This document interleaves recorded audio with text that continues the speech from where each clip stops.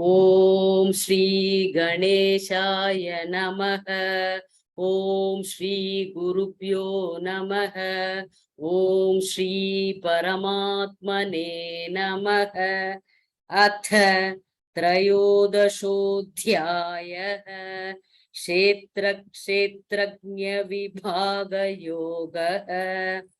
श्री भगवानुवाच इदं शरीरं कौन्तेय क्षेत्रमित्यभिधीयते एतद्यो वेति तं प्राहुः क्षेत्रज्ञ इति तत्विदः।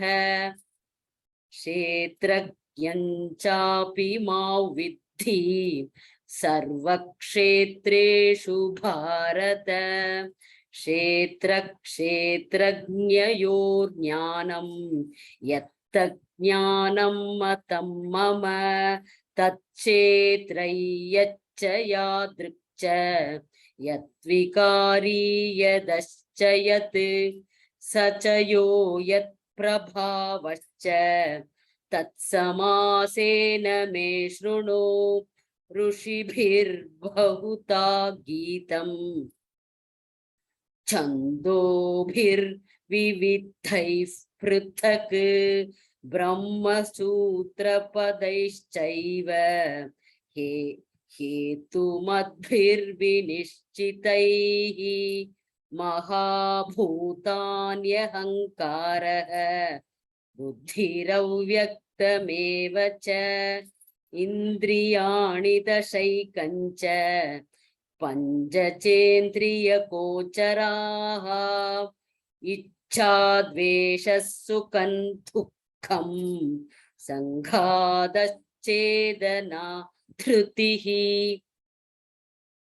एतत् क्षेत्रं समासेन सविकारमुदाहृतम् अमानित्वमदम्भित्वम् अहिंसा शान्तिरार्जवम् आचार्योपासनं शौचं स्थैर्यमात्मविनिग्रहः।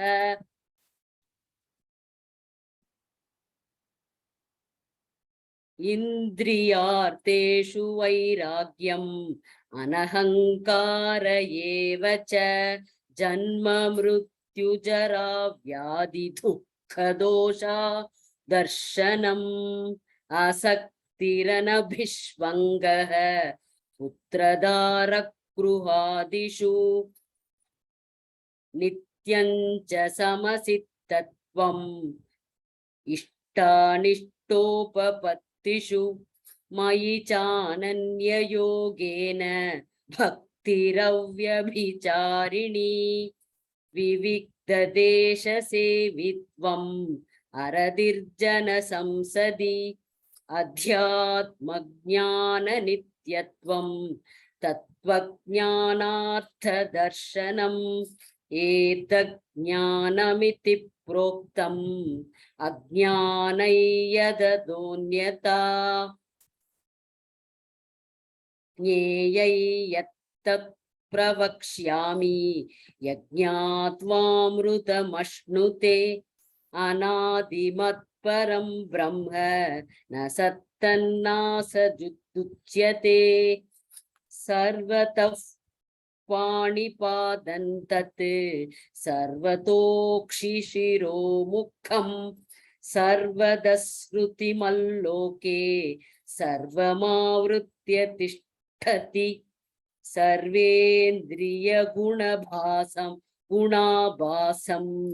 सर्वेन्द्रियविवर्जितम् असक्तं सर्वभृच्चैव निर्गुणं गुणभोक्तृ च बहिरन्तश्च भूतानाम् अचरञ्चरमेव च सूक्ष्मत्वात् तदविज्ञेयम् दूरस्थञ्चान्तिके च तत् अविभक्तं च भूतेषु विभक्तमिव च स्थितम् भूतभर्त्र च तज्ञेयम् ग्रसिष्णुप्रभ विष्णु च ज्योतिषामपि तज्ज्योतिः तमसः परमुच्यते ज्ञानं ज्ञेयं ज्ञानगम्यं हृदि सर्वस्य विष्ठितम्।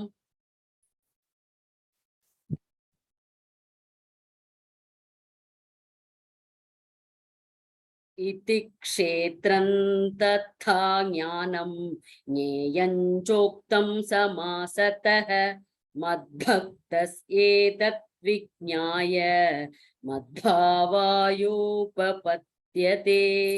प्रकृतिं पुरुषं चैव विद्यनाति उभावपि विकारांश्च गुणांश्चैव विद्धि प्रकृति संभवान्। कार्यकारणकर्तृत्वे हेतुः प्रकृतिरुच्यते। पुरुषः सुखदुःखानां भोक्तृत्वे हेतुरुच्यते। पुरुषः प्रकृतिस्थो हि भुङ्क्ते प्रकृतिजान् गुणान्। कारणं गुणसङ्गोऽस्य सदसत्यो निजन्मसु उभद्रष्टानुमन्दा च भर्ता भोक्ता महेश्वरः परमात्मेति चाप्युक्तः देहेऽस्मिन् पुरुषः परः। य एवौ वेत्ति पुरुषं प्रकृतिं च गुणैः सह सर्वथा वर्तमानोऽपि न स भूयोऽभिजायते। ध्यानेनात्मनि पश्यन्ति केचिदात्मानमात्मना अन्ये सांख्येन योगेन कर्मयोगेन चापरे अन्ये त्वेवमजानन्तः श्रुत्वान्येभ्य उपासते तेऽपि चातितरन्त्येव मृत्युं श्रुतिपरायणाः। यावत् सञ्जायते किञ्चित् चत्वं स्थावरजङ्गमं क्षेत्रक्षेत्रज्ञसंयोगात् तद्विद्धि भरतर्षभ। समं सर्वेषु भूतेषु तिष्ठन्तं परमेश्वरं विनश्यत्स्व विनश्यन्तं यः पश्यति स पश्यति। समं पश्यन्ति सर्वत्र समवस्थितमीश्वरं न हि नस्त्यात्मनात्मानं ततो याति पराङ्गतिं। प्रकृत्यैव च कर्माणि क्रियमाणानि सर्वशः यः पश्यति तथात्मानम् अकर्तारं स पश्यति। यदा भूत पृथक् भावम् एकस्थमनुपश्यति तत एव च विस्तारं ब्रह्म सम्पद्यते। तदा अनादित्वा निर्गुणत्वात् परमात्मायमव्ययः। शरीरस्थोऽपि कौन्तेय न करोति न लिप्यते यथा सर्वगतं सौक्ष्म्यात् आकाशन्नोपलिप्यते। सर्वत्रावस्थितो देहे तथात्मानोपलिप्यते। यथा प्रकाशत्येकः कृष्णल्लोकमिमं रविः। क्षेत्रं क्षेत्री तथा कृष्णं प्रकाशयति भारत। क्षेत्रक्षेत्रज्ञयोरेवम् अन्तरज्ञानचक्षुषा भूत प्रकृतिमोक्षं च ये विदुर्यान्ति ते परम्। ॐ तत्सदिति श्रीमद्भगवद्गीतासु उपनिषत्सु ब्रह्मविद्याया योगशास्त्रे श्रीकृष्णार्जुनसंवादे क्षेत्रक्षेत्रज्ञविभागयोगो नाम त्रयोदशोऽध्यायः। ॐ श्री परमात्मने नमः। अथ चतुर्दशोऽध्यायः गुणत्रयविभागयोगः। श्रीभगवानुवाच परं भूयः प्रवक्ष्यामि ज्ञानानां ज्ञानमुत्तमम् यज्ञात्वा मुनयः सर्वे परां सिद्धिमितो गताः। इतं ज्ञानमुपाश्रित्य मम साधर्म्यमागताः सर्गेऽपि प्रलये न व्यथन्ति च। मम यो निर्महद्ब्रह्म तस्मिन् गर्भं दधाम्यहं सम्भवः सर्वभूतानां ततो भवति भारत।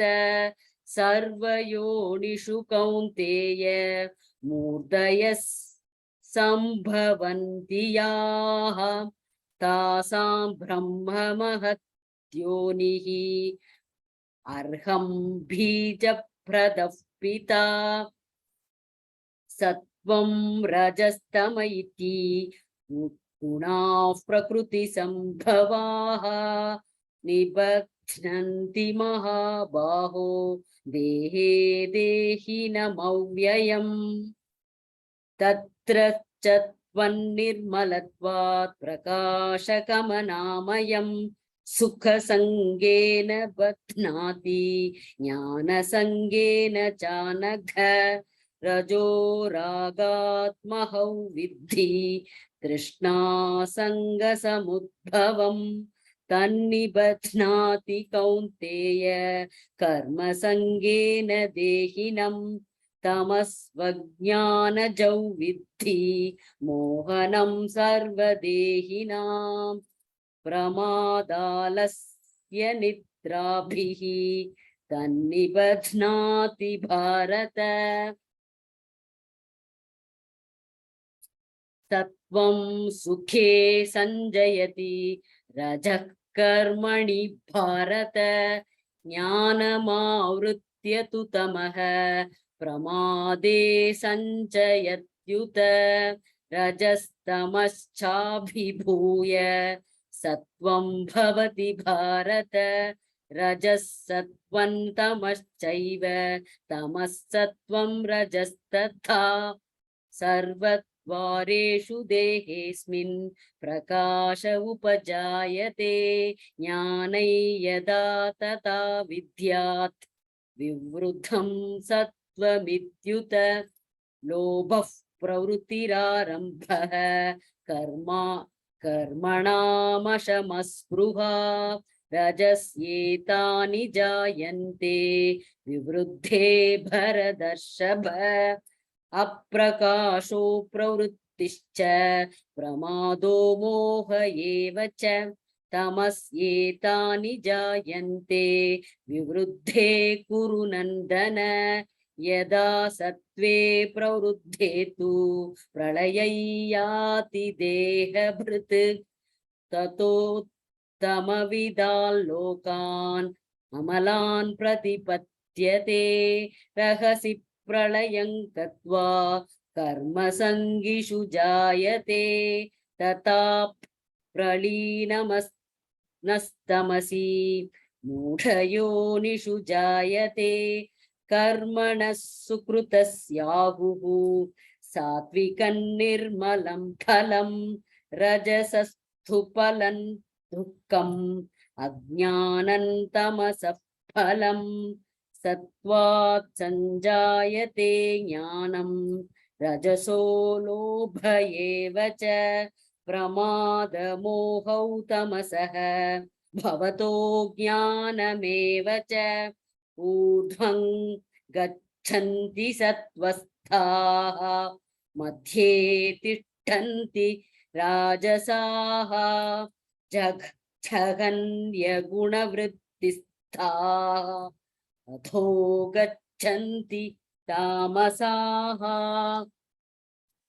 नान्यं गुणेभ्यः कर्तारं यदा द्रष्टानुपश्यति गुणेभ्यश्च परौ वेति मद्भावं सोऽधिगच्छति गुणानेतानतीत्यत्रीन्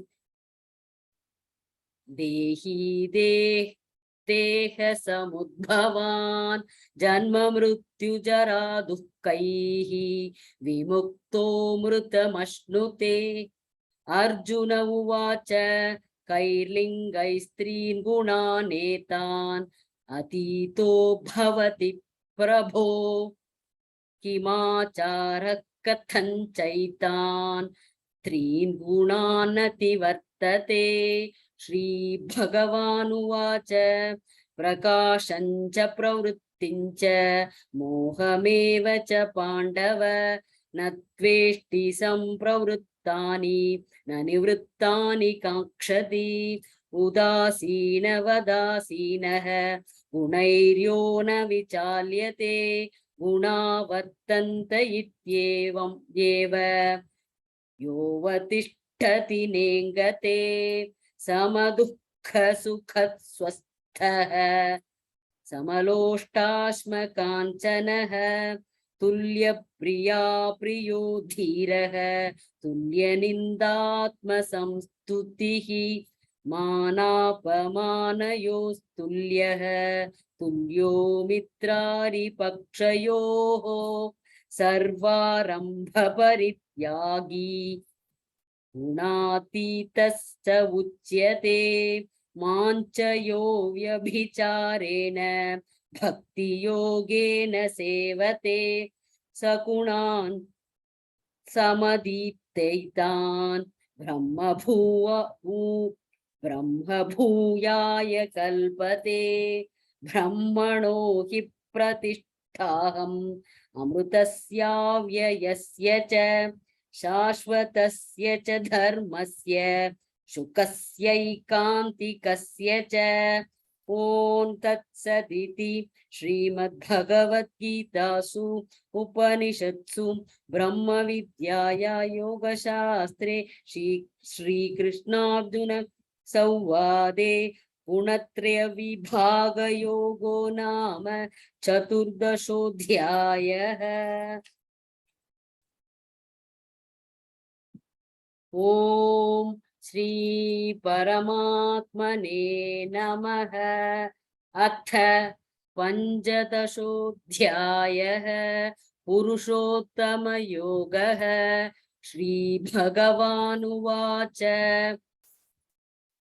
ऊर्ध्वमूलमदश्चाकम् अश्वत्थं प्राहुरव्ययम् छन्दांसि यस्य पर्णानि यत्थौ वेद स वेदवित् अथश्चोध्वं प्रसृतास्तस्य शाखाः गुणप्रवृद्धा विषयप्रवालाः अधश्च मूलान्यनुचन्ततानि कर्मानुबन्धीनि मानुष्यलोके न रूपमस्येह तथोपलभ्यते नान्तो न चातिर्न च सम्प्रतिष्ठा अश्वत्थमेनं सुविरूढमूलम् असङ्कशस्त्रेण दृढेन चित्वा ततः पदं तत्परिमार्गितव्यम्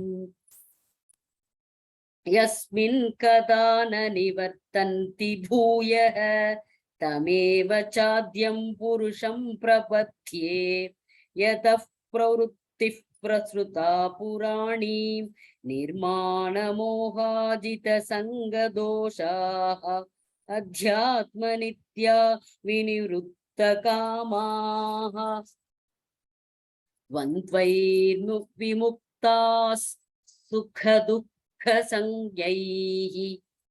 गच्छन्त्यमूढाः पदमव्ययं तत् न तद्भासयते सूर्यः न शशाङ्को न पावकः यद्गत्वा न निवर्तन्ते तद्धाम परमं मम ममैवांशो जीवलोके जीवभूतः सनातनः मनःषष्ठानीन्द्रियाणि प्रकृतिस्थानि कर्षति शरीरै यदवाप्नोति यच्चाप्युत्क्रामतीश्वरः गृहीत्वैतानि संयाति वायुर्गन्धानि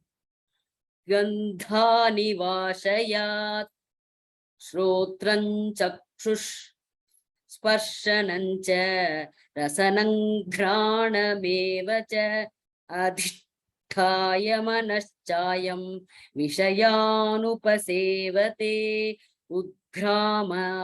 उत्क्रामन्तं स्थितौ वापि भुञ्जानौ वा गुणान्वितं विमूढानानुपश्यन्ति पश्यन्ति ज्ञानचक्षुषः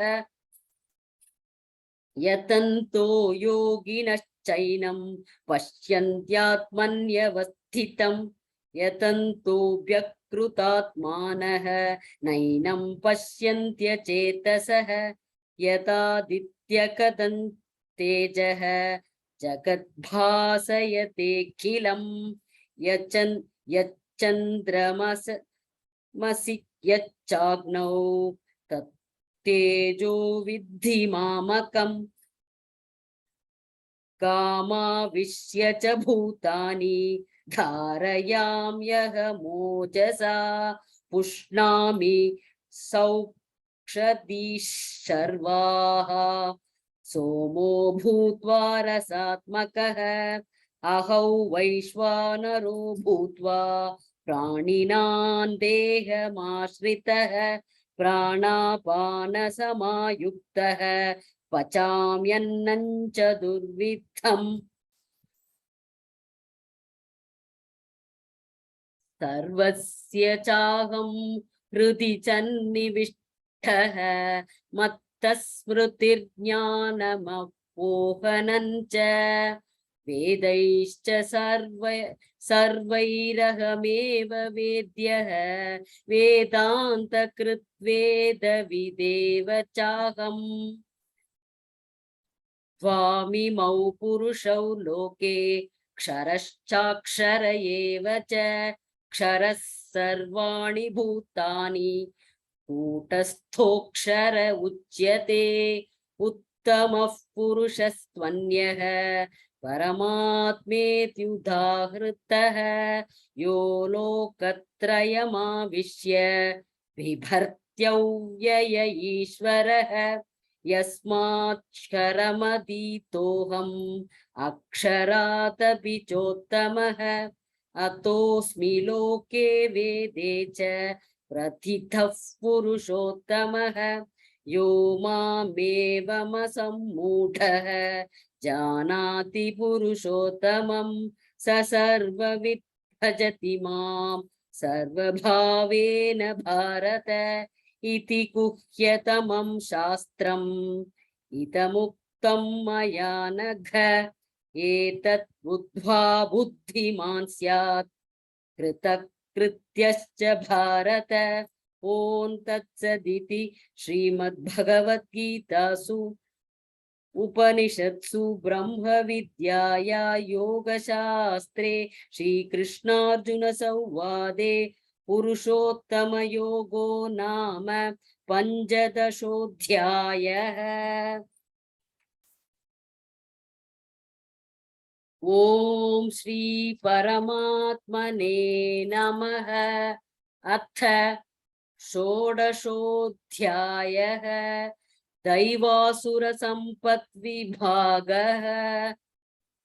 दैवासुरसम्पद्विभागयोगः।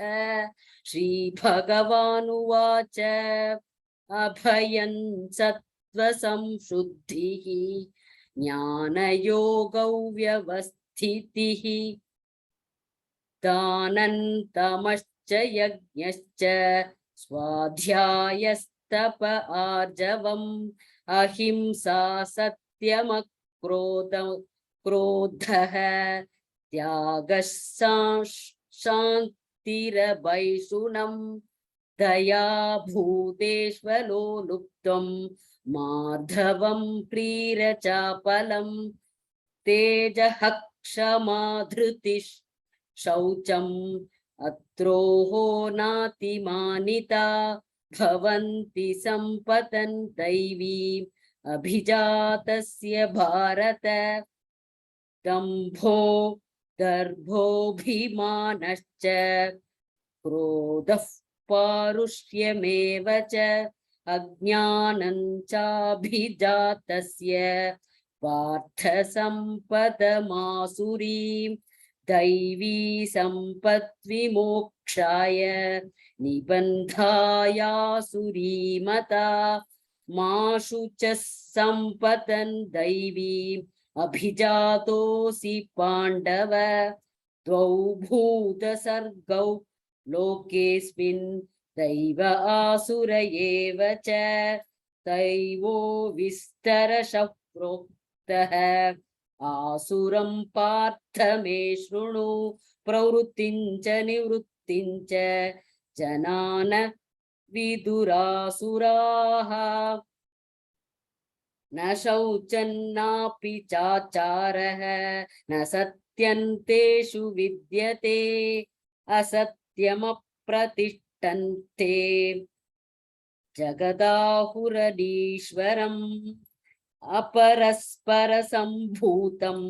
किमन्यत् कामहैतुकम् एतान् दृष्टिमवष्टभ्य नष्टात्मानोऽल्पबुद्धयः प्रभवन्त्युत्र कर्माणः क्षयाय जगतो हिताः काममाश्रित्य दुष्पूरं दम्भमानमदान्विताः मोहात् गृहीत्वा सत्ग्राहान् प्रवर्तन्ते शुचिव्रताः चिन्तामपरिमेयाञ्च प्रलयान्तामुपाश्रिताः कामोपभोगपरमाः एतावदिति निश्चिताः आशाभाषशतैर्बद्धाः कामक्रोधपरायणाः ईहन्ते कामभोगार्थम् अन्यायेनार्थसञ्जयान् इदमद्य लब्धम् इमं प्राप्स्ये मनोरथम् इदमस्तीदमपि मे भविष्यति पुनर्धनम् असौ मया हतश्शत्रुः हनिष्ये चापरानपि ईश्वरो अमहं भोगी सिद्धोऽहं बलवान् सुखी आढ्योऽभिजनवान् अस्मि कोऽन्योऽस्ति सदृशो मया यक्ष्ये दास्यामि मोदिष्ये इत्यज्ञानविमोहिताः अनेकचित्तविभ्रान्ताः मोहजालसमावृताः प्रसक्ताः कामभोगेषु पतन्ति नरकेषु च आत्मसम्भावितास्तप्ताः धनमानधान्विताः यजन्ते नाम यज्ञैस्ते दम्भेनाविधि पूर्वकम् अहङ्कारं फलं दर्पं कामं क्रोधं च संश्रिताः मामात्मपरदेहेषु प्रत्विषन्तोभ्य सूयकाः तानहन् द्विषदः क्रूरान् संसारेक्षु नराधमान् क्षिपाम्यजस्रमशुभान् आसुरीष्वेव योनिषु आसुरीयोनिपन्नाः मूढा जन्मनि जन्मनि मामप्राप्यैव प्राप्यैव कौन्तेय ततो यान्त्यधमां गतिं त्रिविधं नरकस्येदं द्वारन्नाशनमात्मनः कामक्रोधस्तथा लोभः तस्मादेतत्त्रयं त्यजेत् एतैर्विमुक्तः कौन्तेय तमोद्वारैस्त्रिभिर्नरः आचारत्यात्मनः श्रेयः ततो याति पराङ्गतिं यः शास्त्रविधिमुत्सृज्य वर्तते कामकारतः न स सिद्धिमवाप्नोति न सुखं न पराङ्गतिम् तस्मात् शास्त्रं प्रमाणन्ते कार्याकार्यौ व्यवस्थितौ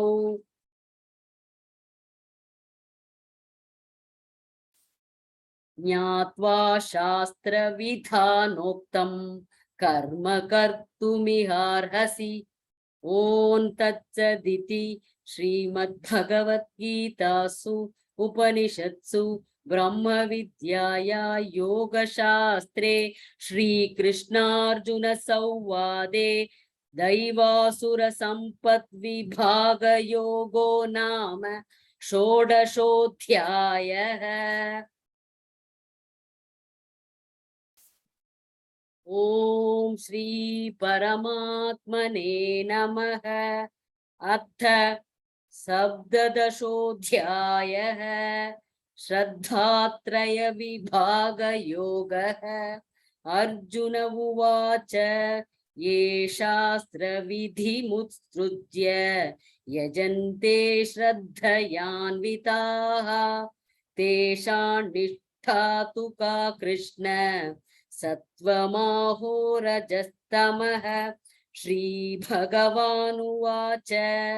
त्रिविधा भवति श्रद्धा देहिनां सा स्वभावजा सात्विकी राजसी चैव तामसी चेति तां शृणु।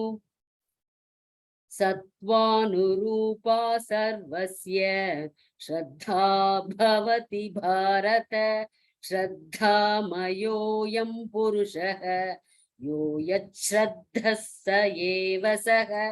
यजन्ते सात्विका देवान्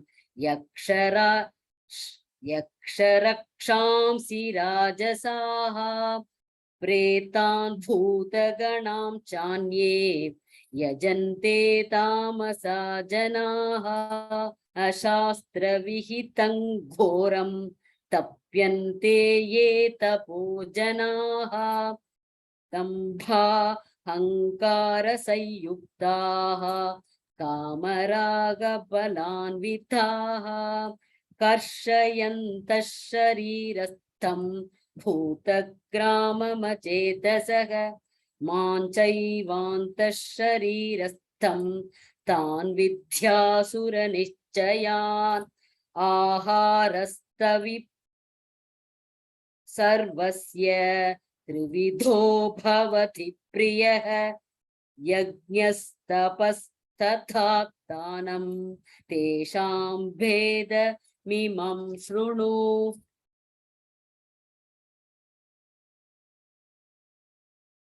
आयुस्सत्त्वफलारोग्य सुखप्रीति विवर्धनाः रस्या स्निग्धा स्थिरा हृद्याः आहारा सात्विकप्रियाः कट्वं ललवणाद्युक्ष्णतीक्ष्णरूक्ष विदाहिनः आहारा राजसस्येष्टाः दुःखयो शोकामयप्रदाः यादमाङ्कतरसं भूतिपर्युषितं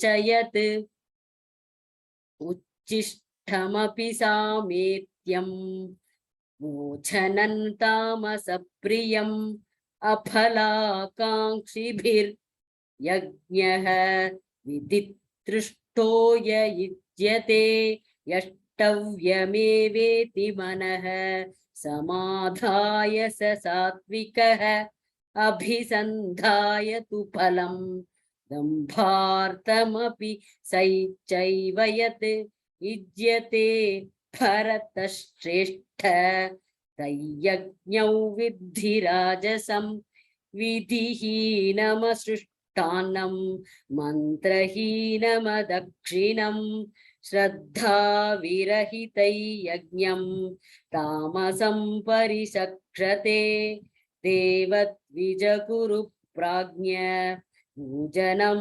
शौचमार्जवं ब्रह्मचर्यमहिंसा च शारीरन्तप उच्यते अनुद्वेगकरौ वाक्यं सत्यं प्रियहितं च यत् स्वाध्यायाभ्यसनं चैव वाङ्मयं तप उच्यते मनः प्रसादः सौम्यत्वं मौनमात्मविनिग्रहः भावसंशुद्धिरित्येतत् तपोमानसमुच्यते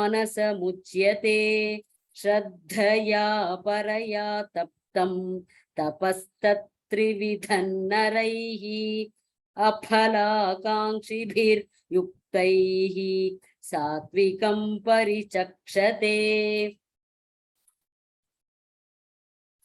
सत्कारमानभूचार्थं तपोदम्भेन चैव यत् क्रियते ततिह प्रोक्तं राजसञ्चलमध्रुवं मूढग्राहेणात्मनो यत् पीडया क्रियते तपः परस्योत्सादनात्तौ वा तत्तामसमुदाहृतम् दातव्यमिति यद्दानं दीयतेनुपकारिणे देशे काले च पात्रे च तद्दानं सात्विकं स्मृतं यत्तु प्रत्युपकारार्थं फलमुद्दिश्य वा पुनः दीयते च परिक्लिष्टं तद्दानं राजसंस्मृतम् आदेशकाले यद्दानम् अपात्रेभ्यश्च दीयते असत्कृतमवज्ञातं तत्तामसमुदाहृतम् ॐ तत्सदिति निर्देशः ब्रह्मणस्त्रिविधः स्मृतः ब्राह्मणास्तेन वेदाश्च यज्ञाश्च विहिता पुरा तस्मादोमित्युदाहृत्य यज्ञताग्नतपः क्रियाः प्रवर्तन्ते विधानोक्ताः सततं ब्रह्मवादिनां तदित्यनभिसन्धाय फलैर्यज्ञतपः क्रियाः दानक्रियाश्च विविधाः क्रियन्ते मोक्षकाङ्क्षिभिः सद्भावे साधुभावे च सदित्येतत् प्रयुज्यते प्रशस्ते कर्मणि तथा सच्चप्तः पार्थयुज्यते यज्ञे तपसि दाने च स्थितिः सतिथि शोच्यते कर्म चैव तदर्थीयं सतित्येवाभिधीयते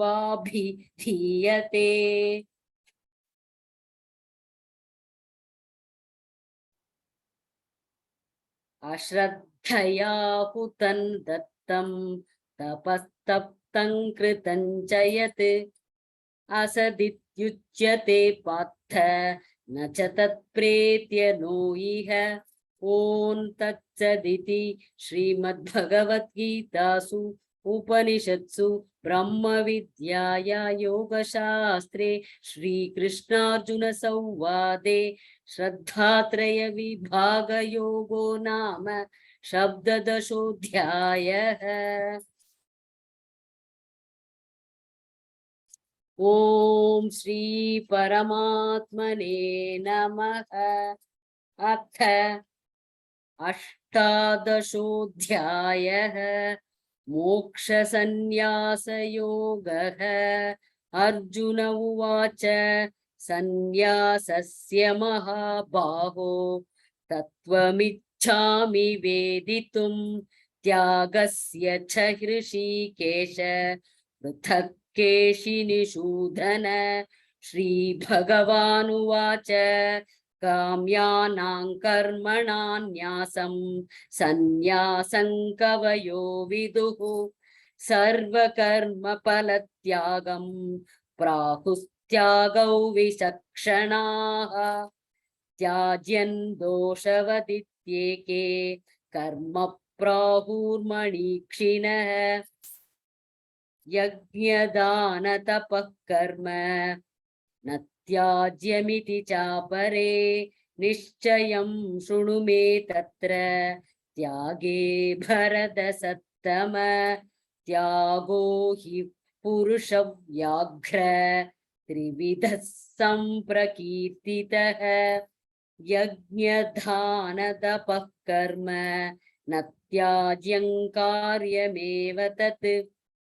यज्ञोदानन्तपश्चैव पावनानि मणीक्षिणाम्। एतान्यपि तु कर्माणि सङ्गं त्यक्त्वा फलानि च कर्तव्यानीति मे पार्थ निश्चितं मतमुत्तमं। नियतस्य तु सन्न्यासः कर्मणो नोपपद्यते मोहातस्य परित्यागः तामसः परिकीर्तितः। दुःखमित्येव यत् कर्म कायक्लेशभयात् त्यजेत् स कृत्वा राजसं त्यागं नैव त्यागफलं लभेत्। कार्यमित्येव यत् कर्म नियतं क्रियते अर्जुन संगं त्यक्त्वा फलं चैव सत्यागः सात्विको मतः। न त्वेष्ट्य कुशलं कर्म कुशलेनानुषज्यते त्यागी सत्त्वसमाविष्टः मेधावी छिन्न संशयः। न हि देहभृता शक्यं त्यक्तुं कर्माण्यशेषतः। यस्तु कर्मफलत्यागी सत्यागीत्यभिधीयते। अनिष्टमिष्टं मिश्रं च त्रिविधं कर्मणः फलं भवत्यत्यागिनां प्रेत्य न तु सन्न्यासिनां क्वचित्। पञ्चैतानि महाबाहो कारणानि निबोध मे सांख्ये कृतान्ते प्रोक्तानि सिद्धये सर्वकर्मणाम् अधिष्ठानन्तता कर्ता करणं च पृथक् विधं विविधाश्च पृथक् श्रेष्ठः। दैवं चैवात्र पञ्चमं शरीरवाङ्मनोभिर्यत् कर्म प्रारभते नरः न्यायं वा विपरीतौ वा पञ्चैते तस्य हेतवः। तत्रैवं सति कर्तारम् आत्मानं केवलं तु यः पश्यत् कृतबुद्धित्वान् न स पश्यति दुर्मतिः।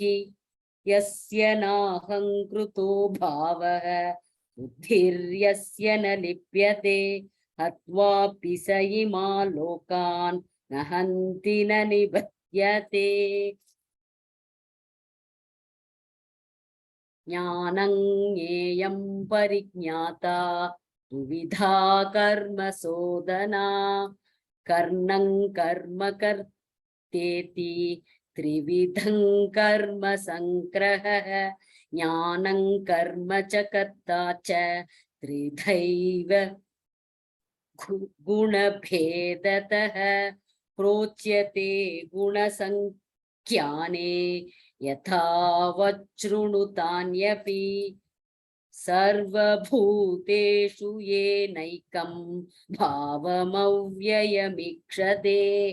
अविभक्तौ विभक्तेषु तज्ज्ञानौ विद्धि सात्विकम् पृथक्त्वेन तु यज्ञानं नानाभावान् पृथक्विधान् वेति सर्वेषु भूतेषु तज्ज्ञानौ विद्धि राजसम् यत्तु कृष्णवते कस्मिन् कार्ये सक्तमहैतुकम् अतत्त्वार्थवदल्पञ्च तत्तामसमुदाहृतम् नियतं सङ्गरहितम् अरागद्वेषदः कृतम् अफलप्रेप्सुना कर्म यत्तत् सात्विकमुच्यते यत्तु कामेप्सुना कर्म साहङ्कारेण वा पुनः क्रियते बहुलायासं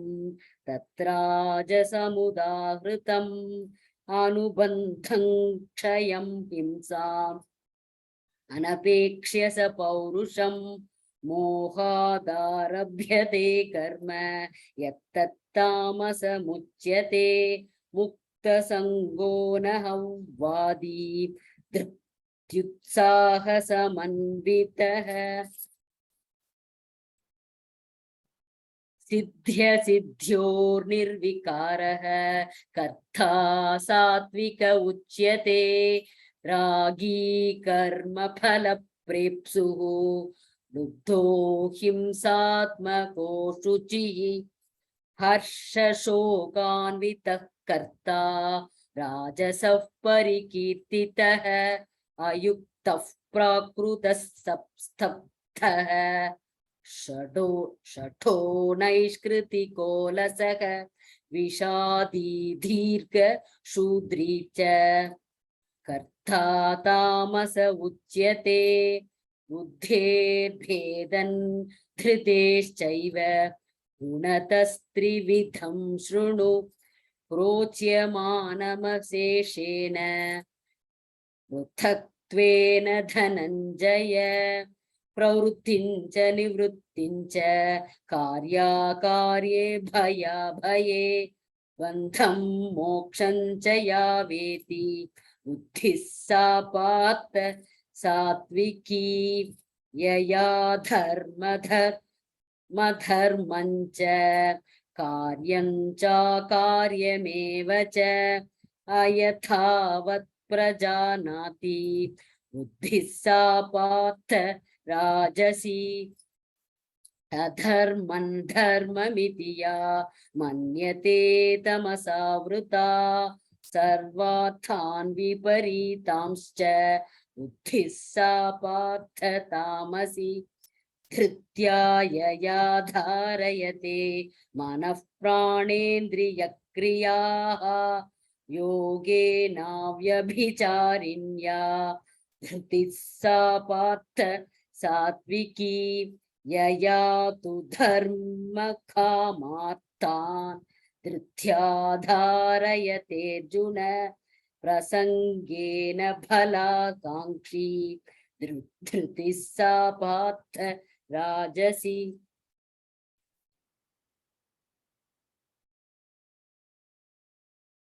यया स्वप्नं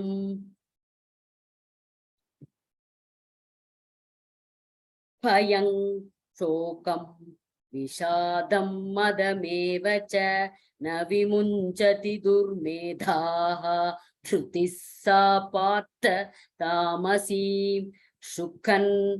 सुखं द्विधानीं त्रिविधं शृणु मे भरतर्षभ अभ्यासात् रमते यत्र दुःखान्तं च निगच्छति यत्तदग्रे विषमिव परिणामे मृतोपमम् तत्सुखं सात्विकं प्रोक्तम् आत्मबुद्धिप्रसादजम् विषयेन्द्रियसंयोगात् यत्तग्रे मृतोपमम् परिणामे विषमिव तत्सुखं राजसंस्मृतं यदग्रे चानुबन्धे च सुखं मोहनमात्मनः निद्रालस्य प्रमादोत्थं तत्सामसमुदाहृतं न ततस्ति पृथिव्यां वा दिवि देवेषु वा पुनः सत्वं प्रकृतिजैर्मुक्तं यदेभिः स्यात् त्रिभिर्गुणैः ब्राह्मणाक्षत्रियविशां शूद्राणां च परन्तप कर्माणि प्रविभक्तानि स्वभावप्रभवै गुणैः शमोतमस्तपः शौचं क्षान्तिरार्जवमेव च ज्ञानैर्विज्ञानमास्तिक्यं ब्रह्मकर्म स्वभावजम् शौर्यं तेजो धृतिर्दाक्ष्यं युद्धे चाप्यपलायनं दानमीश्वरभावश्च क्षात्रं कर्म स्वभावजं कृषिकौ रक्ष्य वाणिज्यं वैष्कर्म स्वभावजं परिचर्यात्महं कर्म शूद्रस्यापि स्वभावजं स्वे स्वे कर्मण्यभिरतः संसिद्धिं लभते नरः स्वकर्मनिरतः सिद्धिं यथा विन्दति तच्छृणु यतः प्रवृत्तिर्भूतानां येन सर्वमिदं ततं स्वकर्मणादमभ्यर्च्य सिद्धिं विन्दति मानवः श्रेयान् स्वधर्मो विगुणः परधर्मात् स्वनुष्ठितात् स्वभावनियतं कर्म कुर्वन्नाप्नोति किल्बिषम् सहजं कर्म कौन्तेय सततोषमभिनत्यजेत् सर्वारम्भा हि दोषेण धूमेनाग्निरिवावृताः असक्तबुद्धिः सर्वत्र जितात्मा विगतस्पृहः नैष्कर्म्य सिद्धिं परमां सन्न्यासेनाधिगच्छति सिद्धिं प्राप्तो यथा ब्रह्म तथाप्नोति निबोध मे समासेनैव कौन्तेय निष्ठा ज्ञानस्य या परा बुद्ध्या विशुद्धया युक्तः धृत्यात्मानं नियम्य च शब्दादीन् विषयान् त्यक्त्वा रागद्वेषौ व्युतस्य च विविक्तसेवी लग्वाशी यतवाक्कायमानसः ध्यानयोगपरो नित्यं वैराग्यं समुपाश्रितः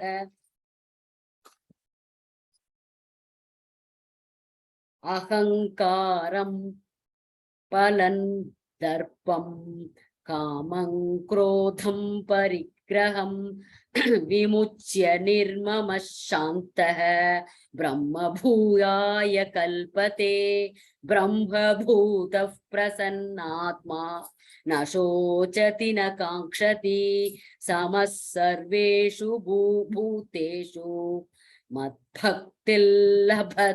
पराम् भक्त्या मामभिजानाति यावान्यश्चास्मि तत्त्वतः ततो मां तत्त्वतो ज्ञात्वा विशते तदनन्तरं सर्वकर्माण्यपि सदा कुर्वाणो मद्व्यपाश्रयः मत्प्रसादातवाप्नोति शाश्वतं पदमव्ययम् चेतसा सर्वकर्माणि मयि सन्न्यस्य मत्परः बुद्धियोगमुपाश्रित्य मच्चित्तः सततं भव मच्चित्तः सर्वदुर्गाणि मत्प्रसादात् तरिष्यसि अथ सेत्वमहङ्कारात् न श्रोष्यसि विनङ्क्ष्यसि यदहङ्कारमाश्रित्य न योत्स्य इति मन्यसे मिथ्यैषौ व्यवसायस्ते प्रकृतिस्त्वान् नियोक्ष्यसि स्वभावजेन कौन्तेय निबद्धस्वेन कर्मणा कर्तुं नेच्छसि यन्मोहात् करिष्यस्य वशोऽपि तत् ईश्वरः सर्वभूतानां हृद्देशेऽर्जुन तिष्ठति भ्रामयन् सर्वभूतानि यन्त्रारूढानि मायया तमेव शरणं गच्छ सर्वभावेन भारत तत्प्रसादात् परां शान्तिं स्थानं प्राप्स्यसि शाश्वतम् इति ते ज्ञानमाख्यातं गुह्यात् गुह्यतरं मया विमृश्यैतदशेषेण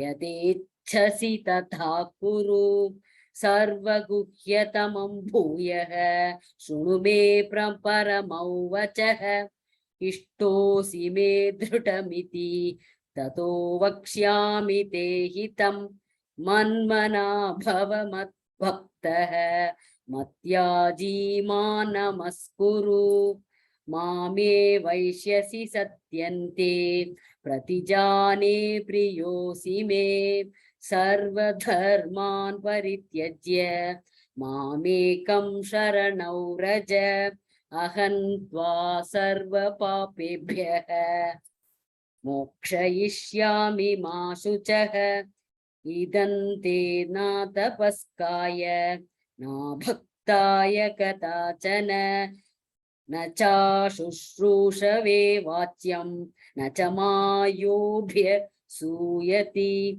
य इमं परमं गुह्यं मद्भक्तेष्वभिधास्यति भक्तिं मयि परां कृत्वा मामे वैष्यत्य संशयः न च तस्मान् मनुष्येषु कश्चिन्मे प्रियकृत्तमः भविता न च मे तस्मात् अन्यः प्रियतरो भुवि अध्येष्यते च य इमं धर्म्यं संवादमावयोः ज्ञानयज्ञेन तेनाहम् इष्टस्यामिति मे मतिः श्रद्धावाननसूयश्च शृणुयादपि यो नरः सोऽपि मुक्तः शुभालोकान् प्राप्नुयात् पुण्यकर्मणां कच्चिदेतच्छ्रुतं पार्थ त्वयैकाग्रेण चेतसा कच्चिदज्ञानसम्मोहः प्रणष्टस्तेत धनञ्जय अर्जुन उवाच नष्टो मोहस्मृतिर्लब्धा त्वत्प्रसादान्मयाच्युत स्थितितोऽस्मि गतसन्देहः करिष्ये वचनं तव सञ्जय उवाच इत्यहौ वासुदेवस्य पार्थस्य च महात्मनः संवादमिममश्रौषम् अद्भुतं रोमहर्षणं व्यासप्रसादात् श्रुतवान् एतत् गुह्यमहं परं योगैयोगेश्वरात् कृष्णात् साक्षात् कथयत स्वयं राजन् संस्मृत्य संवादमिममद्भुतं केशवार्जुनयोः पुण्यं हृष्यामि च मुहुर्मुहुः तच्च संस्मृत्य रूपमत्यद्भुतं हरेः विस्मयो मे महान् राजन् हृष्यामि च पुनः पुनः यत्र योगेश्वरः कृष्णः यत्र पार्थो धनुर्धरः तत्र श्रीर्विजयो भूतिः ध्रुवा नीतिर्मतिर्मम ओं तत्सदिति श्रीमद्भगवद्गीतासु उपनिषत्सु ब्रह्मविद्याया योगशास्त्रे श्रीकृष्णार्जुन संवादे मोक्षसंन्यासयोगो नाम अष्टादशोऽध्यायः।